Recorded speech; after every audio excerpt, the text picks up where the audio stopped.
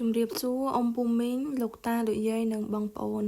ទាំងអស់គ្នាដែលកំពុងតែស្វែងរកប្រេងកាឡាដែលជាផលិតផលរបស់ខ្មែរ